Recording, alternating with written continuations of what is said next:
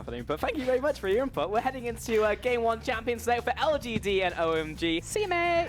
See you, mate. And it will be starting off with Maokai and Rengar and Camille. No shock there. And we're just waiting on the LeBlanc. See, their new coach, he's got the inside track on OMG. He's like, Maokai. Get it out of here. That is pretty much the staple OMG pick. It doesn't matter who's on the roster, who their coach is, what iteration, what year, between 2013 or 2017, ban Maokai away from them. They are so first ban as well. Reliant on that champion. LeBlanc will follow that one after, so the big three have been taken off the table for LGD and OMG, and Kha'Zix will round out those bans out there for OMG as well. So it's just over to LGD. Do they want to target that jungle pool now? Do they want to take away Zhuizhui's Lee Sin? Oh wait, no, that was the last ban. The first ban was someone. Gangplank. Gangplank. Oh, okay, yeah, so that's actually 2 targeted bans at Xiang. Xiang played a lot of Gangplank as a response into a lot of Maokai's, as well as pushing top lanes in general, so 2 targeted bans at him. Yeah, it was blending into the splash out. I thought it was one champion. Jace was the first pick out from Funny, and that was banned out last series a bunch, and will be picked up here. Zyra, the pick you were talking about yourself as well, over to 5 in the bot lane alongside that Varus. Yeah, so already you have a super dominant, very powerful pushing bot lane. Now, there are answers, and we'll see if LGD prioritize them before they kind of get pinched in second rotation of bans. You can already kind of see some of that reflected, although the Misfortune is still available, so they can go for the direct Zyra counter as opposed to the Malzahar. Although they lock it in. Yeah, Malzahar is locked in there for the support position alongside Sibber, who are imp there. So he's definitely not conforming to the traditional ADCs that we are seeing as the high priorities, the Ashes, the Jins, the Caitlyn's. So that's been the lineup for LGD so far. Back over to OMG. I really like Sivir with Malzahar. So the big thing is that Malzahar has that 600 range lockdown on its ultimate, but he's missing his own ability to kind of engage for himself. So when you pair him with the On the Hunt, you make the most out of that targetable ultimate. So with the Jace and the Sivir, you can see already a lot of synergy and game plan from LGD just in their first 3 picks. Yeah, get the Malzahar in there. And this is 7.1, remember, if you have just joined us, which means that the Malzahar nerfs have not gone through. So the Voidings just come out as quickly and as annoyingly as ever for the OMG squad. And Icon will pick up that Corki for himself there. So again, we're seeing Varus and Corki side by side in these drafts. Orianna banned away from Godvi in the mid lane. Poppy aims at Xiang in the top lane. We're just waiting on the final 2 out from these 2 teams. Throwing 3 separate bans at Xiang in the top side of the map. I don't necessarily think he's kind of the X factor for OMG. He's definitely one of the most veteran members of the organization as well as the team in general, alongside SMLZ. But really putting the hurt on him. It should be noted that Funny is a role swap mid to top laner, formerly known as Punish from Unlimited Potential. So same exact player. He's been with LGD as an organization for a while now, but you know, maybe they have to focus on a weaker top laner like Xiang, taking away those picks simply because they are playing with a role swap in the top lane, you know, trying to make him comfortable. It's definitely a possibility. Lee Sin, something we were talking about in the first banning phase, taken away from Zhuizhui. So he prioritized the other lanes and will not get his hands on that one. Syndra is the final ban as well towards Godvi, so there was a lot of focus there on that last banning phase. And Shen locked in from OMG, so that will go to Xiang in the top lane, and that will go up against Jace, so good luck with that one.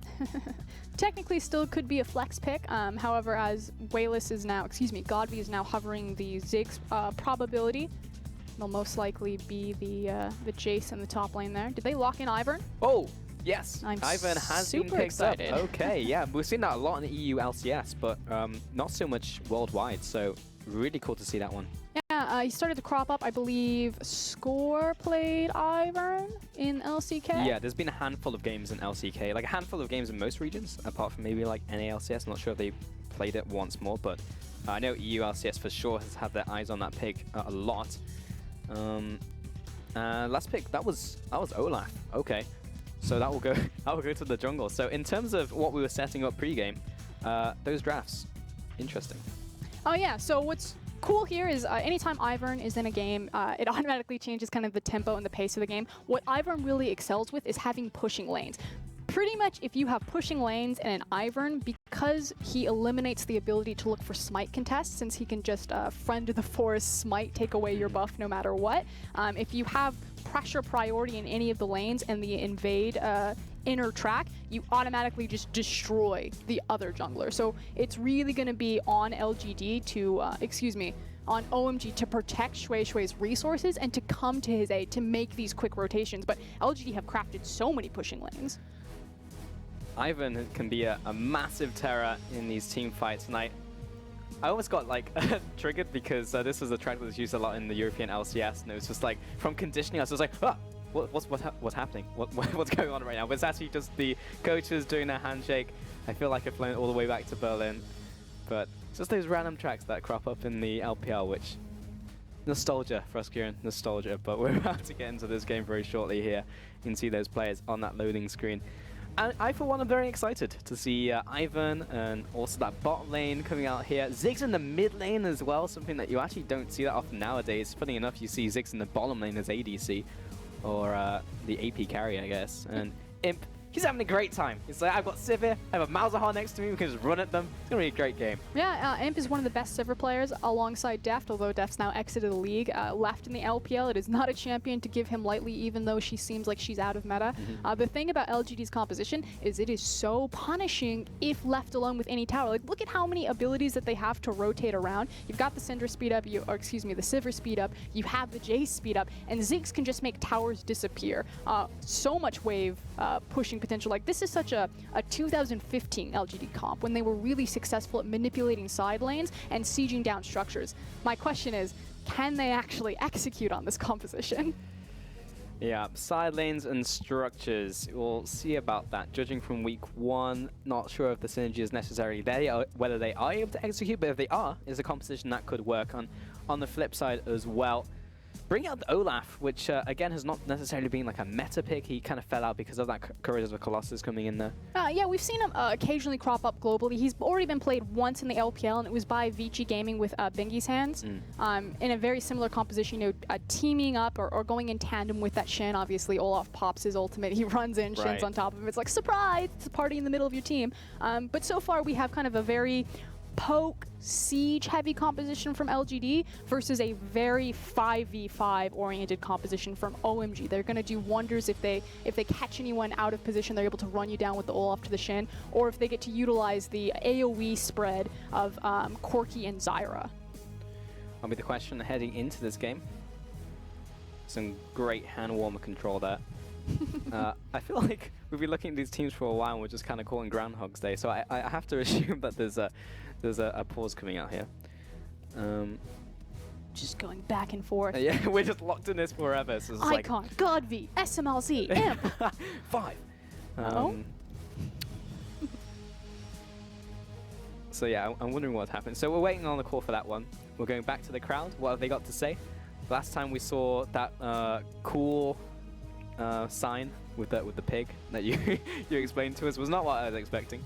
We haven't had anything interesting this week. Here's my primary question, Pulse. I know you're a fan of zippers. Yeah. So how much does OMG's jacket just make you just like tingle your Kingdom Hearts Final Fantasy heart? Oh, it's up there for sure. It's pretty good. I think they could do at least with maybe 2 more and maybe a belt. But for all we know, there could be plenty of like fanny pack zippers all up in the back of it. Yeah, we don't know until they turn around or when we see them walk in. So I've got that to look forward to for game 2, of course.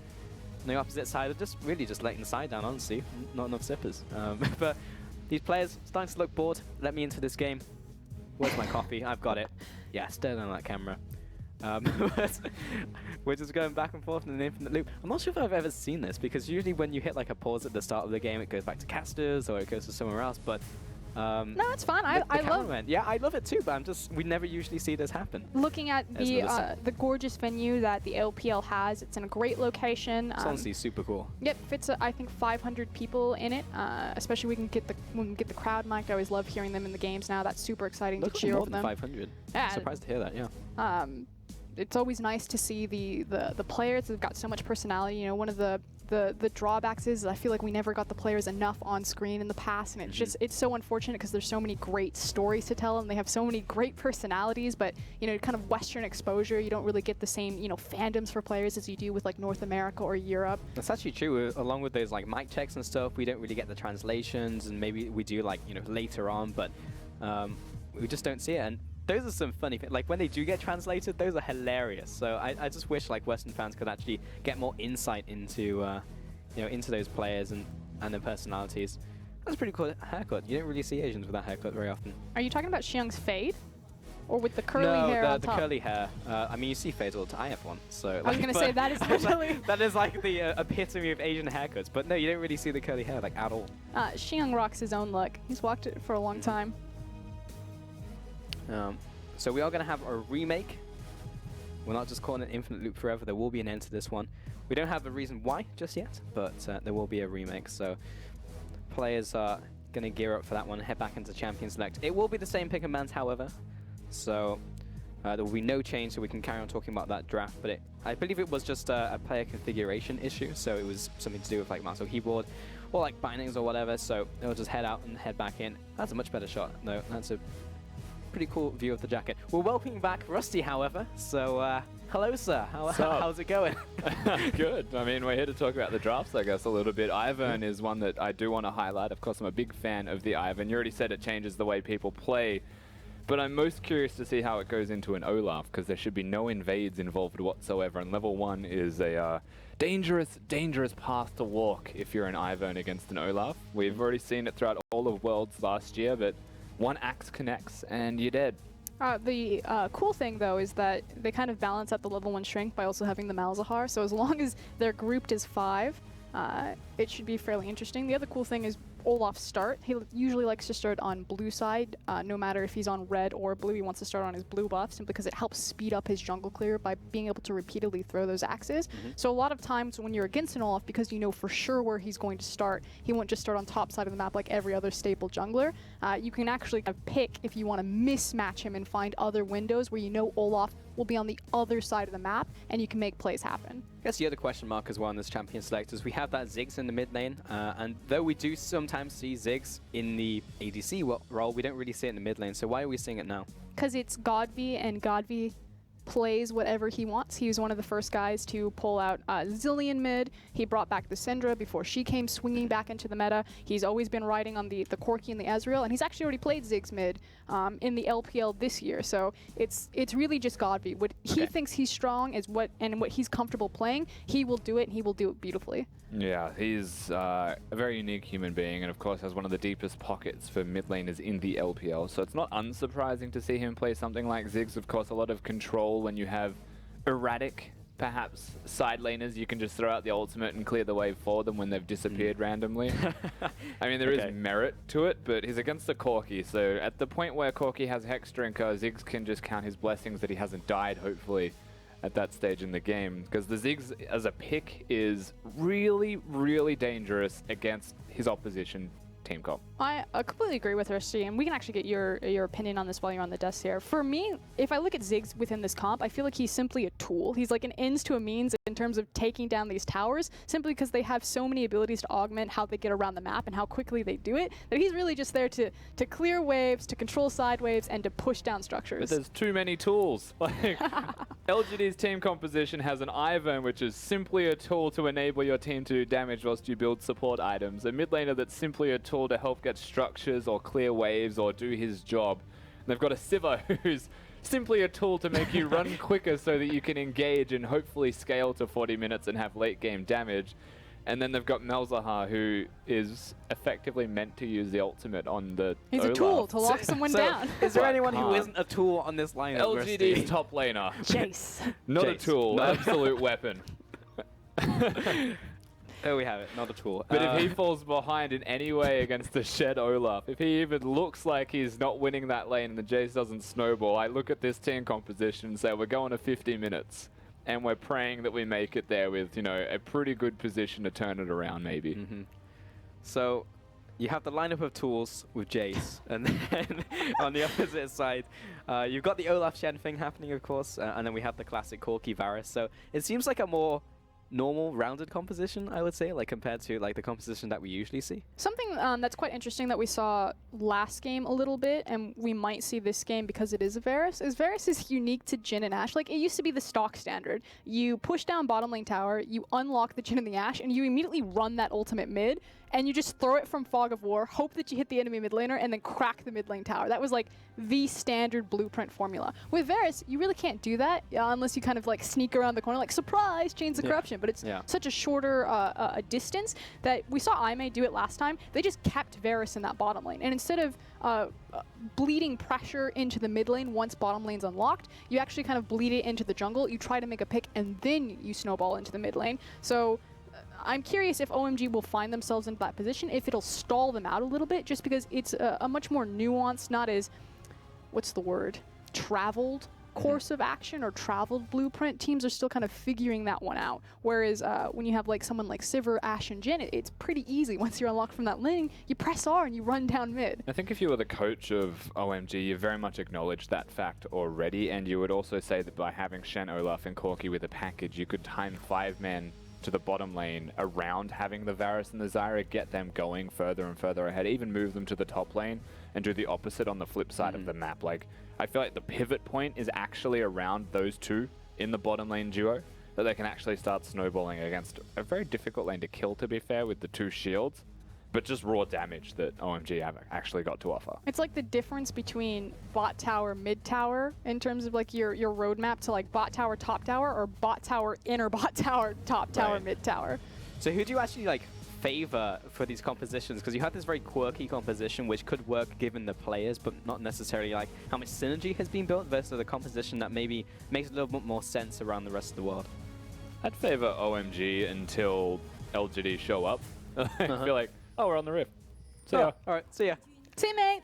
They skipped champ select. They did, yeah. I mean, we've already seen it once, I guess. We so made it. We made it. We made it, fam. 50 seconds in. Dance party across the Rift. Need to see if everyone's actually dancing, because we know at least 3 of the players are. Okay. But it's just a setup from bot lane. So 5 just annoying PYL to start this one off. And as the minions are spawning soon, he won't go back to base, but it wasn't enough. So unfortunately, we got into the game at around 1 minute 1:05, so we didn't get to see any sort of level 1 setup. We did see that OMG managed to spot out LGD with that early ward. And of course, level 1's really important for LGD's comp, because not only do they have, you know, a champion like Malzahar, who if he sits in a bush and stacks up his void lanes can be super potent, but again, it's about Ivern and which side of the map he's going to start on. But hold on, I maybe spoke too soon.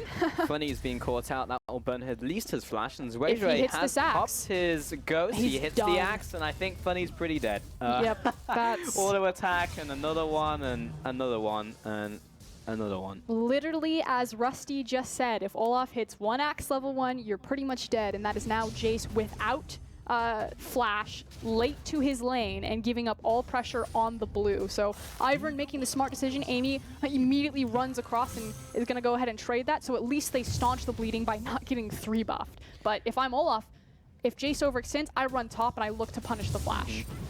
Swayjoy in such a good position as an Olaf. And what is it with like today and junglers picking up first blood from just like things that honestly don't make a lot of sense? Jungle is just the primary big position right now, but speaking of jungle, Ivern can really increase tempo of game. Here comes. Here we go. Oh, Varus not in a good place here. 5 is trying to protect him, but he's into the bush. He's definitely dead. 5 just needs to get out, but the root caller from Amy will keep him in place, and that was almost a 2nd kill. And this was frankly just poorly communicated to SMLZ and 5. They know, because the Olaf is going to take the blue buff, that Ivern's going to look to trade, so you have to expect that Ivern is going to be on the bottom side of the map. Yes, if you're not used to playing against an Ivern, maybe you're not used to the tempo, but he's one of the only junglers that can quickly get like instantaneous level 2 and be prepped for that gank before the first wave has cleared yet. Sure.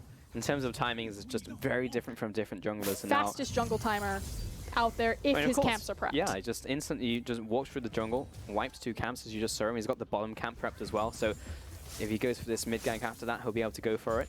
Just throws some brush there, just for Godfrey to throw some bombs out of. Oh no. Okay. Don't fall for it. Funny. It's pretty obvious that Shin's looking for the taunt, does have flash.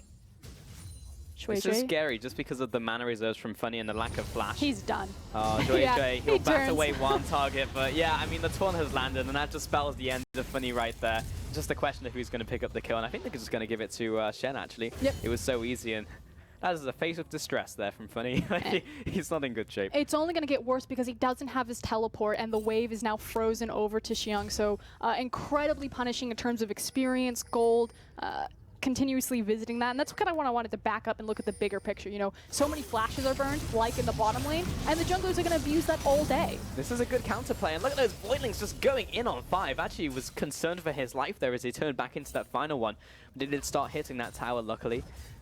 So making the best of a bad situation, Amy is trying to make something happen on this bottom side of the map. We'll finish off this this crab. And they'll carry on laning, but for now, OMG do have that advantage. 2 kills and a kill to Xiang will help him so much in that 1v1. So, frankly, it's OMG control top side of the map and LGD control bottom side, and they keep falling for this. Oh, it's Ivan. He turns up the root caller. It's just too easy. Imp picks up the kill. 2-0 in the bottom lane. I mean, yes, this is what you call getting camped, but at the same time, OMG are letting themselves be put in such a bad position.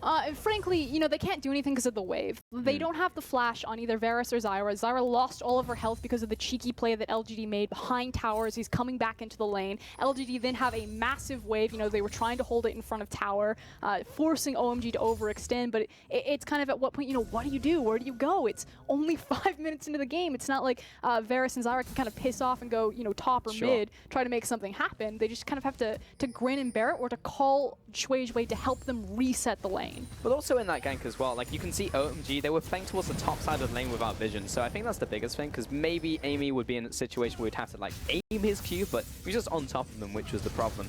PYL getting chased out there by Olaf, and PYL will have that blast bounce. He will go back into the bottom lane there, but Shui he's in pretty good shape himself. He's gone back to base and has picked up a very fast boost of lucidity. But this is what Shui needs to do now. You know, the top side of the map, he won that for Xiang. We'll see if it can be punished. Now it's about taking care of mid and bottom side of the map. And just his presence alone is helping give SNLZ and 5 the confidence to move out, to place this deep vision, try to track Amy. And now Shui is trying to rescue the rest of his map. Amy finds Shui in his jungle, but he'll get away with daylight robbery there, I guess. Amy will take away this ward that is in his jungle, so gets a bit more control. But again, just focusing towards this bottom side of the map more than anything. So looking at this gank in the bottom lane, has popped the ghost. Imp will block the first undertow. PYL under a top, and oh man, he just literally just walked into Malzahar. Imp didn't throw a single auto attack. Maybe just like a ricochet hit him, but that was just Malzahar killing him. And again, Zyra is left out without a flash. She can't be overextended a lane like that. If Malzahar finds the E, the Voidlings, of course, will auto-target onto her. Again, this is 7.1, so Malzahar has not met the nerf hammer yet, and just obliterates her. Man, that was actually disgusting. I'm glad that on 7-3, it's a little harder for Malzahar just to do that to someone, but that was just not fair. Level 3 Zyra as well, so she'll be limping back into lane with honestly not a lot of funds. Like, has only just picked up the spell fuse and the boot versus a full sightstone from PYL. Yeah, after the initial backs, any of the work that Shui had really been doing bottom, you know, helping them place their deep vision, has kind of all been erased, and a lot of time has been wasted simply because it's now BF sword into tier, sightstone into boots. That's it. PYL has boots himself as well, so he just literally has a full sightstone over his opponent with that kill and 2 assists. Amy finishes off blue, and that will be readily available for Godfrey when he wants it. And he'll take away this top side of the map as well. And just in terms of how Ivan's playing, like this has been a back and forth game just because of the junglers and their interactions and how they've been able to make the best of, I guess, bad situations. So props to Amy for, focusing on that bottom side while Shui was hammering away at top side. And Amy's looking much more comfortable on the Ivern. Historically, he's more of a Kha'Zix player. You know, Amy really struggled when the jungle meta moved over into the Cinderhulk just because he didn't look comfortable on tank junglers. So to see him kind of come out with the Ivern, the first in the LPL, and be so confident and be so dominant, I don't necessarily think it's entirely Amy. I mean, Imp and PYL are doing so much work for him. It's just kind of like, come here, we'll give you free gold. But it's nice to see him synergizing better with the team, as now we're going to unlock Imp and PYL. They're so far ahead of that bottom lane, and it's going to bleed bleed into Shui's jungle as well as into this mid lane. And this is one of the great things about Ivan. It suddenly becomes an outnumbered race, but it's actually JJ jumping onto Godby in the mid lane with Shen on top of him, but he will trade his life for that one. I mean, it was looking like a one-way trip regardless. PYL, the preemptive flash, looking for that taunt. The grasping whiz does land, giving Xiang time for his taunt to come up. Icon, jump over the wall, that Valkyrie, the flash comes over, did not land the taunt, but 5 will regardless pick up that kill. Monstrous damage out from Zyra. So good roam and pick up from 5 to get some sort of return there. An overreach from LGD. Big issue is the fact that PYL is only level 5, not level 6, so they weren't able to lock down Shui quick enough to quickly kill him before Shin got into the fight. However, this does help out Funny a bit. Remember, he was so far behind because of the initial level 1 play where his flash was burned and then punished, that because Shin is, experimenting across the side of the map, trying to help out his team, it does shore up a bit of that CS discrepancy. Still about 14 there. And that was the big thing in top lane, like never before do you usually see like a Shen doubling the CS of a Jace, but he was getting to that point before that was, allowed to happen. And Rusty said this on the desk, that you have so many tools on the side of LGD, but their big facilitator, or excuse me, primary damage dealer really was in that Jace. Fortunately for them, Imp did get snowballed ahead, so Sivir's going to get or reach that 40-minute kind of 3-item power spike much faster than she normally would. So just because Jace fell behind, luckily Sivir got snowballed ahead of the clock, so they still have an answer there.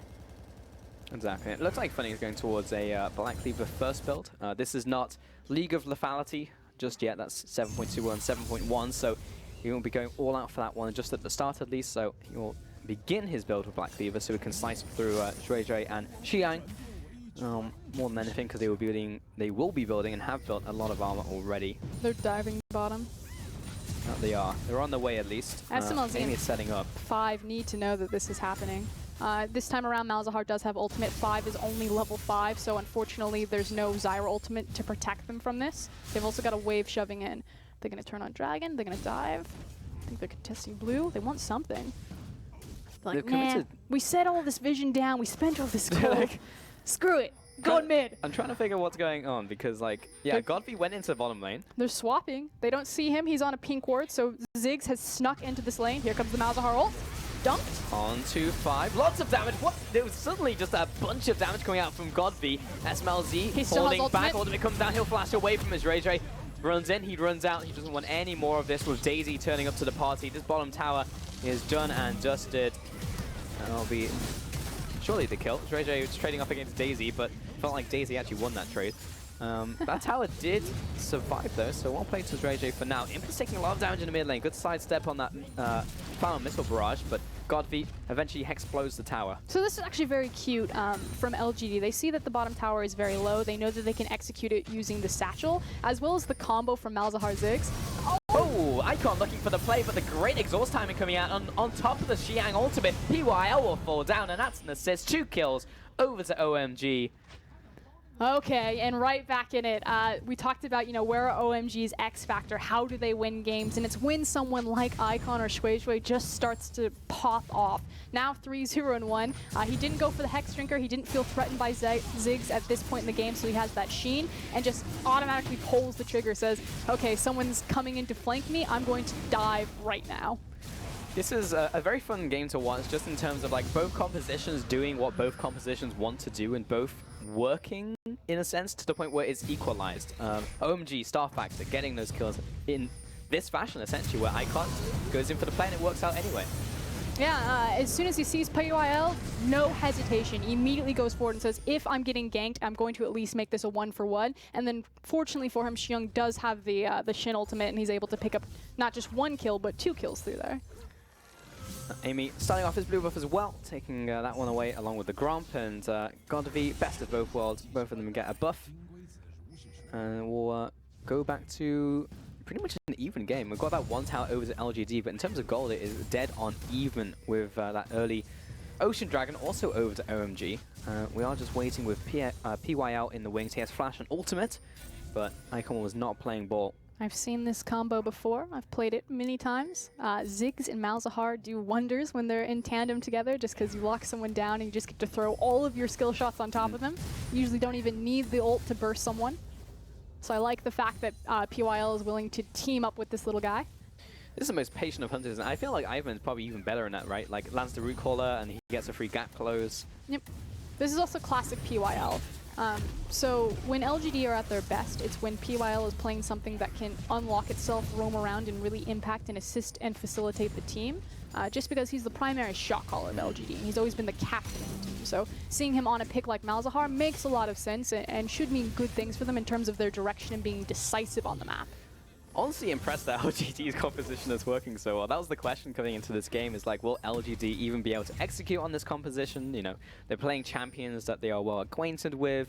Imps on, like, Sivir, for example. Got this Ivan coming out. Godfrey is on Ziggs, which is the only player who's playing Ziggs, you know, in LPL, so. And you can see them thinking about it. You know, usually you pick up the AD carry, you know, you go the Hurricane into flat double AD, and then you start just rotating them around and taking towers. Like, that's their only responsibility. But because they have the Ziggs, they're pretty much using the Ziggs as AD carry Ziggs. You know, they actually snuck him down bottom and took that tower, and then they used Ivern and they pushed down mid, and suddenly now, guess what? Last standing outer is top lane. Where's Ziggs? He's up in the top lane.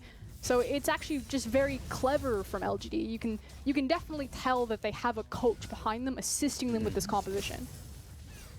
And it's only really going to get worse for OMG as the game goes on. Like, Ziggs gets to the point where he actually just two-shots towers. Comes up, hits him with the passive, hits him with the W, up, there's the tower, it's dead. So something that OMG have to keep a track of as the game goes on. They're not even going to pick up this tower on this push. Maybe Funny will get there in time. He may even be able to stop this push from happening. I think they'll be able to at least trade one, but that's going to be one for 3 towers down. So a very open map. And again, that can be really punishing because LGD's comp have so many tools to track you down or to chase you down on elongated lanes. So they do manage to get one, but LGD, they can pretty much reset the map however they like. They're full of wave clear on every single one of their resources. Like, this is the other punishing thing. Unless OMG get like a full 5v5 sweep, sieging into any of their towers without Baron is going to be incredibly difficult. You're looking across from Jace, Ziggs, and Sivir. You're never going to be able to siege a tower if any of those champions are alive and you don't have Baron. Sure. But on the opposite side, like, OMG happy now to make those plays like Igelcon's trying to do right now onto PYL. He will be stopped in his tracks as PYL has that great passive, of course, but still trying to make those plays happen and open up this game, because that's the way they're going to come back into this one. Yeah, and we've been really hard about, you know, the LPL, especially kind of the bottom tier and the mid-tier teams. This is, of course, 5th and 6th, although, as I say that, executing comp. J, Xiang, the classic combo, submarine him underneath, and Godfrey, he is dead to rights. Trey, hello, sir? Tower, on you? Please respond. He's fine. He's like, eh. No, but this is what I was about to compliment. So whereas the LPL teams are certainly falling down in kind of their objective preparation, where they're still very clever, and we saw this in Snake versus IMA, is recognizing what their composition excels at and executing on what that composition wants to do. You can see it, you know, understanding, okay, it's really hard for us to defend towers from this comp, but we can still make picks. We can still run that shin at people. So anytime that cooldown is up, expect OMG to understand that that's their power point and they need to make picks. Unfortunately, that means they're reliant on that cooldown. Yeah. They have multiple of those, though, you know, like a pick coming out from Varus, like a pick coming out from the package, but there is big downtimes with those big abilities. Amy is coming into the top lane with Funny. It's a 2v3 for now, but there is Godfrey, that ultimate coming down on top of Dre. He's getting followed after 5 with a nice E, and the rest of the combo. PYL is getting melted, but good shield out there from Amy. Will that be the end of it? Because we see Icon coming up as well. And while OMG's composition really does thrive in the 5v5, although hold on, Amy caught out. 5 and Icon finds him. Amy gets away, and it will be a turn onto the Rift Herald, question mark, maybe? 5 and Icon, chased after by the Voiling. Voiling doesn't know what he wants out of light, to be honest. I feel like the only time Rift Herald goes down is when it's like, it's next. Or we happen to be here, and it's around the 15 to 20 minute mark. While I'm here. Yeah, while I'm here, I guess I'll take Rift Herald. It's honestly pretty strong. I guess Funny should pick this one up. Yeah, it'll be good for Jace.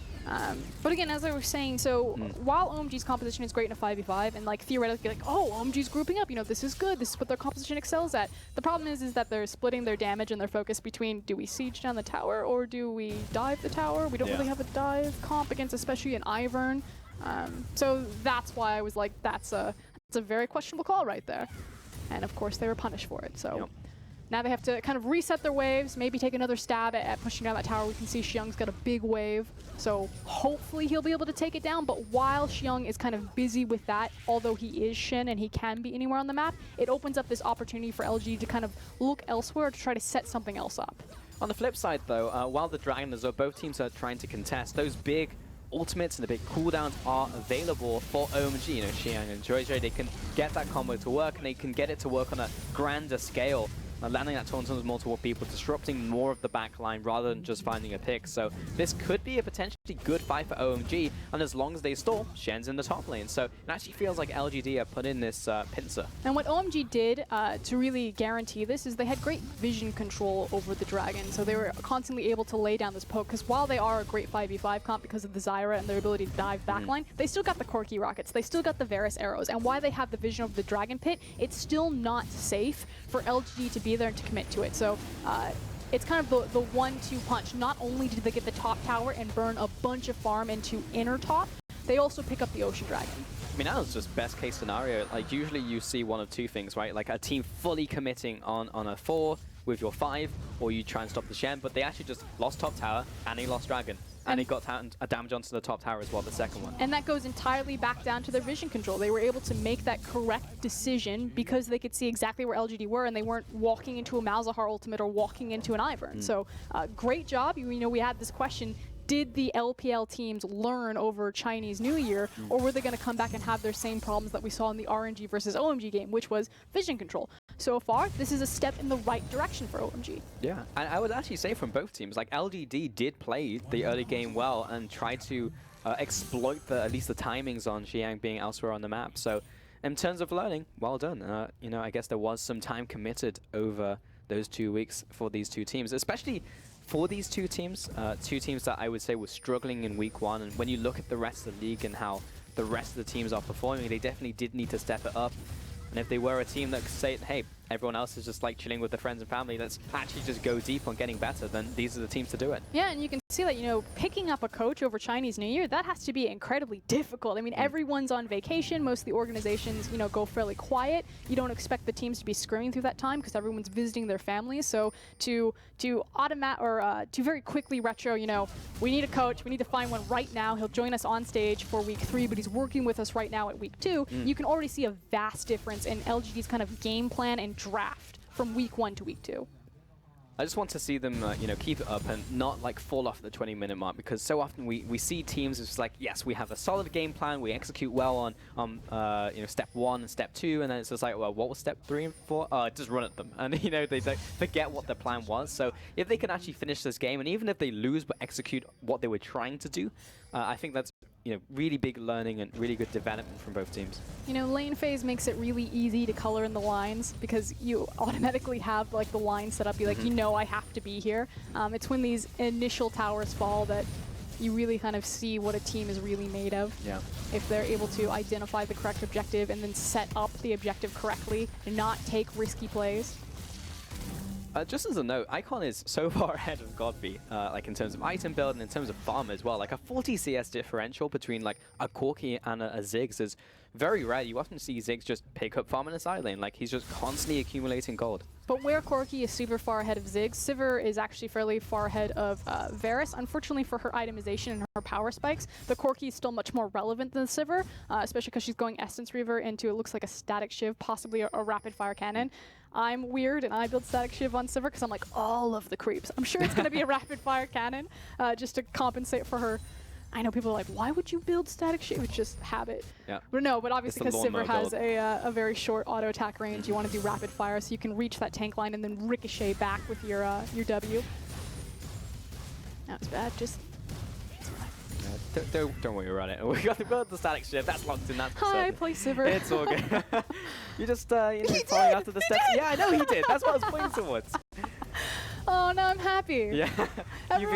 Everyone gives me Validated. crap for it. Yeah, I'm and like, there you no, go. it's great because no one can siege into anything. And Sivir stacks up Static Shiv faster than other champions like Jinx, so she technically gets more damage out of it because of how her passive works, as well as her ultimate. I've thought long and hard Yeah, about you can this. see Pulse. how passionate Frosgurin is about this one very specific point about a champion that only Imp plays currently in the LPL. So I was like, oh, now I'm gonna have to define, rapid fire cannon and back that up because people are like, that's a stupid build. Oh, Yep. thank you, Imp. the real MVP turning up right here. And I have the same thing about tank matchups in the top lane, so don't worry for us. We all have our quirks of random things that we happen to play, and it's even happened in this game. So there you go. Amy bringing up Daisy. Daisy's just going on an adventure, I guess. He's just bringing Daisy out for a walk. Yep, there you go. Walk in this bush, Daisy. Good job. Fine 5. Get him, Daisy. Oh, I mean, this is great. I'm just like... to be fair, Daisy's she's kind of like a crazy cat lady. Yeah. Well, hold on, Icon. Oh, Daisy's locked onto target 5. Look at that damage. Knocks him up. Finishes him off with Godfrey. Ray's into the backline to Xiang, but his backline is so far away, they have not gotten their target. Ray's running away. Xiang's like, where's my Olaf? And Icon finally comes into the fight, doesn't kill anybody. They lost 3 members, and the LGD are laughing. Yeah, Imp is massive. So again, we've kind of talked about, where the different power points are. That Corki's so far ahead for OMG, but Sivir's so far ahead for LGD. The difference is that Sivir was in that fight, and Corki really couldn't get into it. Look at Daisy. He's still zoning off Corki. Daisy's Daisy, still go. up. What even is that? 007. Classic Ivan scoreline right there. And you can see the start of this team fight again, where the backline was completely zoned. Yeah, and check out where Icon is on your map. He has to go into this corner blind. He's really only able to lay down those rockets, and that's your big power spike for OMG. That's the guy that they need doing all the damage because he's so far ahead. That was hilarious. Xiang was just like in the enemy team, and he was just like on another episode of Dude, Where's My Olaf? Who's just like running away for his life. He's like, I don't want to be here anymore. My favorite things was Shui. I mean, he smartly used his ultimate to dodge the Malzahar ultimate, but you're pretty much just trading those cooldowns then. But the time that he popped it, he was like, I'll be fine running in. He just gets shredded, and he ults maybe when he has 25% HP left, and then Imp's flashing after him. Get back here. But in terms of just how that team fight went, meant so much for LGD. Like, they're ahead in gold now. They have those 2 towers. Like, they can probably stand up to OMG in like a better fight. And here comes Daisy again. 5, so much damage from that Ziggs ultimate. He's really just turned online with those items picked up. And Dre running away from Imp and Daisy, I think you have to call it, because Daisy is running him down. And a couple auto attacks, he's just gonna die. Imp just ran down an Olaf down mid lane. OMG, they can't use their 5v5. 5 is getting chunked out before they even have the opportunity to use the Zyra ult. And I mean, if anyone's ever played Zyra and solo queue, you know how much stupid damage that champion does from a support position. That is non-existent this game. And that was also horrible for Icon. Like, he just saw a PYL flashing at him, had to burn his own flash. That's huge for a backline who was finding it hard enough to get involved in these fights. Now has to be more conservative of how he positions. LGD pick up this dragon. It just seems to be an LGD court, honestly. OMG need to engage. They need to get into the fight to find the Shin, but unfortunately anytime that they're setting up for the fights, they're getting caught in the setup. They're getting caught walking through the jungle in these tight corridors, and the Ziggs ultimate is just absolutely obliterating them. Xiang has been caught, but Xiang does not take damage, so Xiang is fine. 105. 2.5 items. He's just been farming for the entire game. Like, 250 farm at 26 minutes is crazy for a Shen. Yeah, he's just been kicked out into his side lane. He's got 2 full items. That said, Imp is still, chasing people down the lane. Fortunately, he's so tanky that he's able to absorb a lot of those cooldowns. Although if Imp was there, it might not have been the same thing, despite the fact that he has 2 armor items. We just haven't seen Xiang for so long because like the rest of his team's just getting caught, and then like sometimes he arrives in the fight on top of Ray and just like runs away afterwards. But it's like that friend that you don't see for a while and just comes out and you see him again. He's a swole. And it's just like, what even happened to this guy? It's just full spawn. Yeah, he's just full spawn. That's Xiang this game. There's Daisy again. I actually feel like Daisy seems to have a 100% uptime. I actually just don't see a time. Oh, she's very similar disrespect, Mighty. to Tibbers cooldown with Annie, and just that it's so short and her duration lasts so long that you are very correct. Like the window where Daisy's not on the field can actually be relatively smart if she doesn't die. Yeah. Which is why it's so important that Shui, maybe sacrifices the smite to pull her down, especially because she can be so disruptive. There's already a third off cooldown, so Daisy will be back soon. I'm happy. I'm happy too. I miss Daisy already. Yeah, Daisy's great. Daisy is fantastic just to follow in a team fight, because it's like watching another champion, but only has one ability, and that's just run at people and be annoying. And also in terms of AI, like, I'm genuinely impressed when I watch pros like control Daisy, because she does not really listen to orders very well. The word you're looking for is awful. Yeah, it's not great. Not great.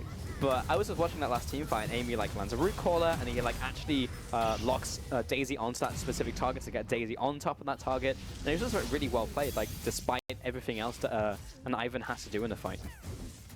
This is quite cute, though, as we kind of look at what LGD are doing. They're resetting the map very quickly, they're picking up their blue buff, they're making their buys, and more importantly, they're setting up the Baron. They've done a good job staggering their backs, as now PYL is kind of the last guy into the base. Oh, Caught. PYL has been caught out by Roger, and Icon finishes him off with an auto attack. It was looking so well. You know, they had the vision set up, they had 3 control wards set up into the area. I'm like, finally, a team has learned. And then PYL's like, nope, caught and dead, because Godby and Imp aren't helping them secure their vision.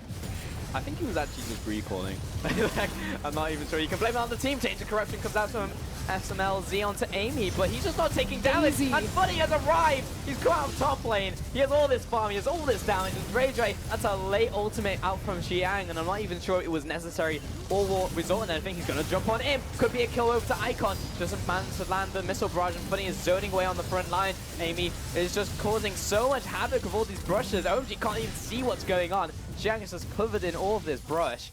And I think after all of that, no one died. Hold on, though. No one's going to chase. Okay, I was going to say, because Godby has blue buff. And Flash could continue to chase. Doesn't. Chooses to back away. Yeah, so after all of that was a 4 versus 5 as well from LGD, and they miraculously kept all of their members alive, even after that play from Xiang. So well played to them, but it was the problem with PYL just, you know, recalling in the river. Yeah, and huge props to Funny, actually. The fact that when Xiang dove in, that Funny actually zoned off the rest of OMG by threatening with the power of Jace. So it was just kind of that isolated Shen. Because we saw, you know, Xiang, he was able to effectively go in 1v4 and then walk out fine. If his team follows him, that's, you know, damage being laid down while he's absorbing all of that. But Funny actually zoned them all off. And what's interesting about Funny, he is the role swap player, so formerly known as Punished, was a mid laner known for his Twisted Fate, now playing top lane for LGD. He's only played carries. He's played Camille twice, he's played Fiora once, and now he has the Jace. And every other top laner in the LPL is pretty much like Maokai, Poppy exclusive. I don't know why I keep saying Maokai. Maokai. That's the only skin that anyone ever plays. It's awful. Like, we're so... It was like muscle memory on my tongue. I just couldn't fit it out of my mouth. Man, that's hilarious. Maokai. I just thought you were just like Maokai because you just love the skin so much. No. Because I know like Quickshot does, and that's what we ever say in the office, and it's really frustrating. But you actually just hate the skin. But it does roll off the tongue very well. Props to whoever made that one. 10 out of 10 skin. So AJ, he's in a battle to the death with Daisy. And Daisy is absolutely getting the better of him. Is she? Or is she just being obnoxious? I mean, that's all Daisy really needs to do to win the trade, to be honest. I mean, Ray wants to go in, but he may just get knocked up by Daisy. Who knows? She was in the middle of 3 people that last fight. I think knocked up 2 of them. Classic Daisy. Pretty good for an inanimate object. It seems pretty animated to me, in all honesty. I mean, Daisy also has that thing where she's out of combat, just like Tibbers, will start to regen health. And hello, Godby. He just found SMLZ in the top lane. Hello, spectator. Thank you for showing us. What's going on? And that means that the rest of the team will be locked down 5, caught by the root caller. Daisy with a secondary knock-up. And OMG just instantly lose 2 members. Just wandered into Fog of War, weren't grouped up together. Icon has the package, but if you're not using it with the Shin ultimate to, you know, contest your vision. It's the same problems plaguing OMG from 5-10 minutes ago. Nothing has changed, and LGD are continuing to play exactly how they've done, and very well. Control over the map, destroying these towers. Look how fast Ziggs destroys these towers. Icon with the... What? Hello, goodbye. That was... Nope, the return to sender, not the right package. That was not what you were looking for. Imp caught out by Xiang, but again, he just goes in by himself. This is just like the Lemmings play. Like, they're just going in one by one. What are you doing? Stop doing this. Xiang is going to survive somehow. Amy misses the root caller. We'll find out what's going to happen in the future episodes if Shen runs away from the rest of the team. Oh, no, he's dead. He's gone. Well, he died off screen. It's fine. Top lane tower dies. Top lane inhib is dead. Push going on in the bottom lane. Funny wasn't even in that fight. Everyone was just running into 4 players thinking, yes, I can take this on. Meanwhile, bottom. One more wave coming in. Someone's going to have to stop him, and they're 3 members. LGD maybe could have kept up the push and taken bot lane tower, but they'll just set up for the Baron instead. Well, they've also got so much gold and so many different options. They can turn towards the Baron if they feel that OMG are threatening them and running over here, because Shui Shui is alive. It is technically level 15 Smite to level now 14. Shui Shui has just leveled up. But I mean, they could have backed and spent all of gold from the towers that they just got. They could have taken Baron because they have complete vision control of the area. They could have tried to pressure top and allowed Funny to eke out at least 1 more tower. Like, they have a wealth of options. I mean, you just listed like 6 things, and they were able to do 2 of them. So Funny just picks up the Infernal Dragon. They take Baron at the same time. There's utter control over the map because of the style that they're playing, how well they've executed, the like complete control they've had over the map. And I just got to say, props to LGD. We get to see that assassination one more time. Oh, that's brutal. That was almost a 2-shot. Yeah. Yeah. Okay, I'm not blaming the observers whatsoever for that one, because that was pretty much an instant 100 to 0. And we see this from Godby all the time. He's so good at playing from Fog of War. Very well known for his Ahri as well as his Varus with those skill shots. There's been so many highlight reels where he'll just hit like the God arrow. I'm not talking about the one that he fired backwards at Worlds. Talking about domestically in the LPL. And it's cute things like that, you know, throwing the Q from Fog of War at the same time, timing it with the ultimate. So there's just such a small window of reaction time available for SMLZ. There's really nice things from LGD, and they have that star factor, you know, looking at like the lineup and looking at the players, but the fact that they're able to execute on it, honestly, you're talking about the coach, and it seems like it's done wonders for the lineup. I just want to see them continue to do so, because it's really been spectacular to watch outside the few plays that OMG have, you know, made on them. You know, talking with Raz and Rusty, we say this all the time. LGD could be the best team in the LPL, and occasionally they have been. And we say that in the same breath that they're trying to avoid relegation. And it's just so true. You just never know what you're going to get. They're such a talented roster, and they can be very intelligent, very smart about how they play the game, and very creative. It's just, I don't know, it just never connects. So we'll see if maybe this is a good thing of times to come, if this is going to be more like Week 7 LGD, or if they're going to fall down after this game. All right, finally OMG are pulling the trigger, but Tracer, he has so much health, but all of it disappears. It blows him up. Amy following after Xiang, but there's PYL in his escape route. 2 kills over to LGD and the middle lane inhibitor and the middle lane tower. They may just end the game right here. Funny is just firing off volleys onto the rest of the remaining members, and Daisy is back up once again. Welcome back, Daisy. Not even taking any damage from this tower, and this will just straight up be GG. 35 minutes into this one, Icon looking to make another kill, increases KDA, at least keep something alive in this game, make something of it, because this has not been a good one for OMG, and a few triggers have been able to pull. SMLZ taken out at the very end there as OMG LGD take out OMG in game 1. I mean, we said it was going to be a coin flip. We didn't know really which way this game was going to fall, and it really came down to which iteration and which version of LGD we were going to get. Were we going to get, you know, Week 2 LGD that we kind of expect to just kind of be a cluster and fumble around, or were we going to get like Week 7 LGD where they come to make a playoff run? Yeah. It looks like we got Week 7 and Week 2. We got the good day, LGD, Rusty. Welcome back to this, by the way. Oh, That's hi. me. No, I do think we got the better iteration. I won't say it's the best iteration of LGD that we'll see. Definitely is a step in the right direction. However, perhaps having some coaching staff to aid them through this has made life a lot easier for them, albeit OMG's coaching staff. So like, it could be an advantage for this set only. And whilst I do want to stress how well Imp in particular was playing and how Godby shows up on the Ziggs, it does happen now and again. Like sometimes they just have these really good games. Amy was also underperforming, so they could look so much, sorry, not Amy, Funny was underperforming, so they could look so much better if they actually all show up at the same time, and that really is the scary thing about LGD, because 5 players can all be absolute gods at any time.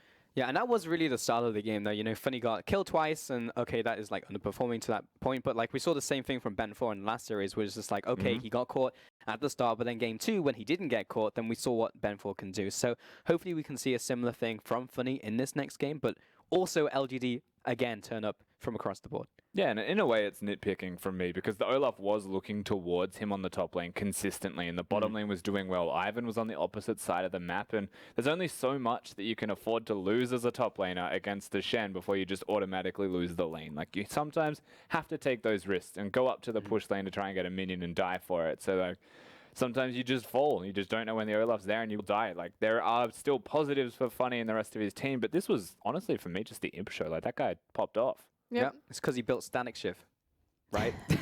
No, it's definitely because he got, you know, those like 3 early kills gifted to him, just from Ivan, dominated the bottom side of the map. And then they just snowballed their gold into Sivr's pocket and got her ahead of the clock because they were doing such a great job of moving Ziggs. You know, that cute little play where they moved him underneath the vision into the bottom lane. They traded Imp and Godv through Fog of War, so suddenly you have Sivir in the mid lane. You're like, that tower's still not gone. Up, bot tower's now dead. Then he immediately rotates Ziggs mid.